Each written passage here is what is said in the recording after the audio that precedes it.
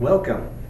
So today we're going to talk about critiquing, how to critique a piece of art. So if you're at home and you're trying to do this assignment, you need these two pieces of paper, which you'll see me using in this demonstration on how to critique the art in this class.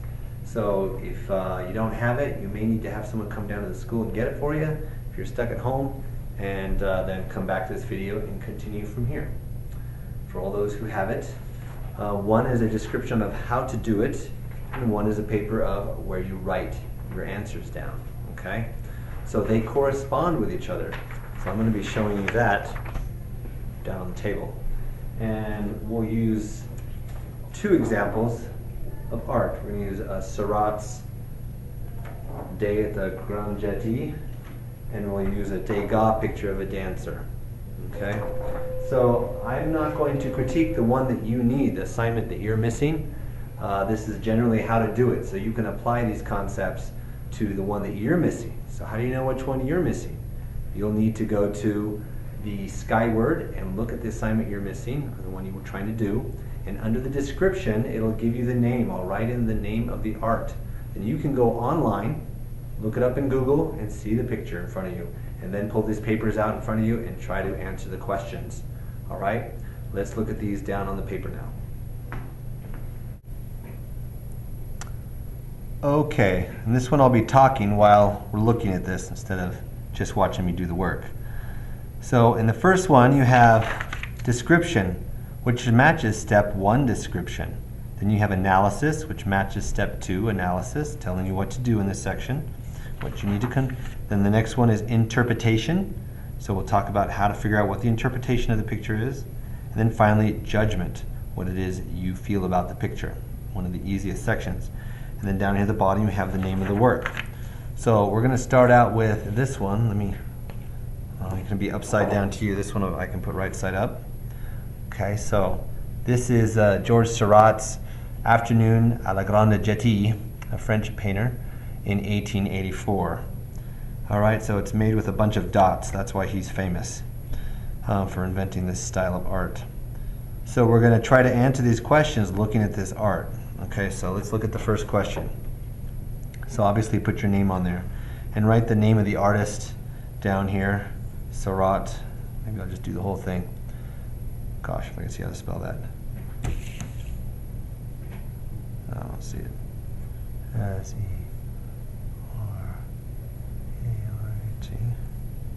Something like that. Okay. Name of the work. Oh, we're going to skip out on that. Afternoon à la Grande Jetty. Okay. La Grande Jetty. Okay. If you want to put the date, you can. 1884. Kids in class will do that. And the medium is oil, so you'll need to look that up. What is the medium of the art you're doing? Oops. O-I-L. All right. So put your name here. Done. Period, whatever. Maybe I should turn this upside down. Step 2, analysis. How are the elements used? And what they mean by elements is the elements of art. Line, value, space, shape, pattern, texture, all those types of things. Unity, emphasis, contrast. But they only want you to focus on 3. So that makes it easy. You just need to cover these 3 points in this next section of analysis. Okay? So the first one is illusion of space. How much space is created in the picture? So in this one, we see space from the bottom of the picture all the way back to the water, going further and further to the sky and clouds. So can we say that that one has deep space, shallow space, or flat space? Probably deep. So you can put the illusion of space is deep, and that section is done. All right? Not the section, but that sentence. Okay? Illusion of see, I'm making mistakes going fast. Is deep. Period. What's the next one? Balance. What kind of balance is used? So balance is, they're asking symmetrical or asymmetrical. So the question you have to ask yourself in balance is, if we divide this in half, is this side equal to this side? Is it perfectly balanced? I mean, Literally, is this person also standing over here? So we're going to look at literal. Is it a copy? Both sides are a copy. Not very many of them are. So those are called asymmetrical, not the same. Symmetrical means it is symmetrical and it is the same all the way around. And I should have some examples for you, but I don't, of like radio pictures that fan out, and it's the same all the way around. The same shapes are used. Okay, so very rarely is it that. The answer is almost always asymmetrical. So then we write the balance is asymmetrical. Is asymmetrical. Make that capital, I don't know why. Okay. And then finally this bottom one, focal points. What grabs your attention in the work, right? So what stands out here? What's grabbing your attention? You'll find that your eye ignores all the blank, we'll call negative space, right? And bounces between the characters, the people. That's what's grabbing your attention. Often it's just one character. I was also going to be talking about this picture at the same time. What grabs your attention here? Well, right away, not this blank stuff out here, the negative space, but the positive space. The whole dancer bending down to tie her shoes, right? And then within that area, you might have a focal point of the back because it's white. There's light reflecting off of that. Often the lightest area is the focal point. So, I mean, if we were to pick a specific focal point, we might say this little girl because she's wearing white and she's in the center of the picture. So the picture that you're looking at may have that issue going on. Or there may be no focal point. It might be scattered everywhere and you have to say there is no focal point. But if there's people in there, often that is the focal point, or they are the focal point. Okay? So, again, capital, focal point.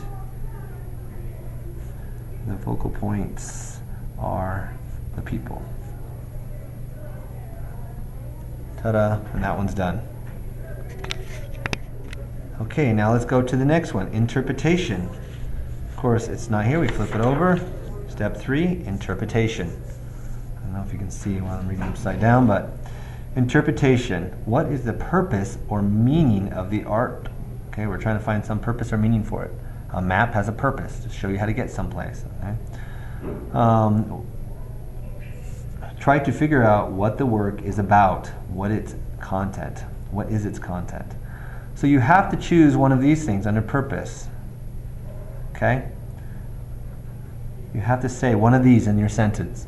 The purpose is here, right? You got the bell ringing. So what is the purpose of this painting?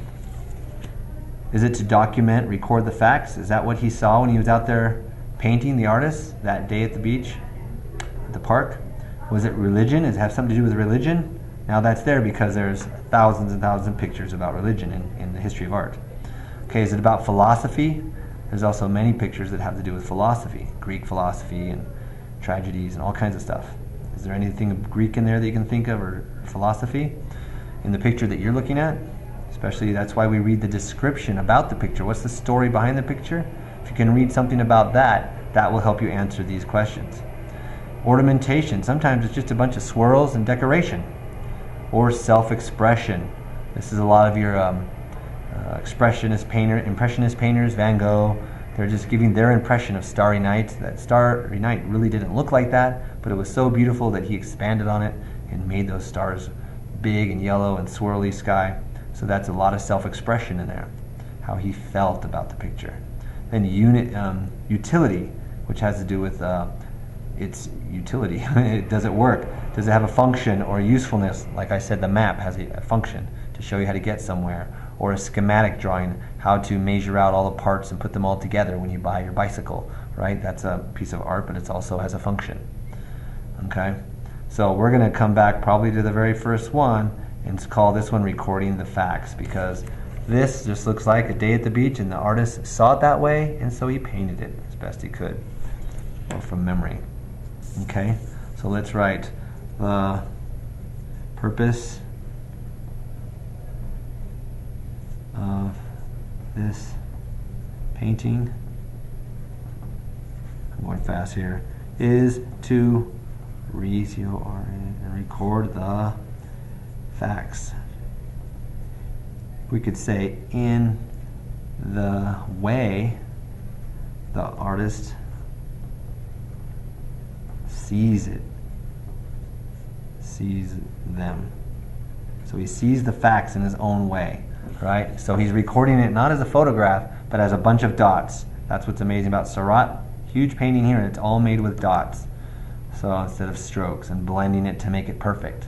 So it creates a different kind of style. So he may move people around, separate them out, so they're not overlapping so much. Notice this barely touches this person. Same thing here. Everyone is standing separate from each other, and only up close do we have any overlapping going on, right? Even the trees, we can almost see the trees all the way down. So it's his own style. It probably wasn't exactly like that.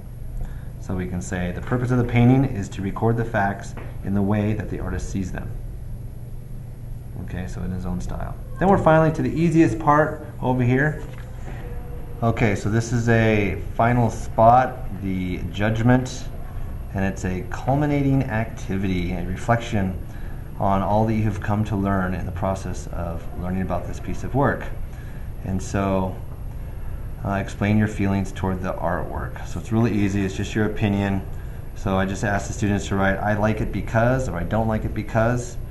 And I just wrote because it's amazing, it's awesome, it's hard to do, anything like that would be fine. And that's it. That's the whole critique process. So I hope that helps you on your work. Thank you. Have a nice day. Bye.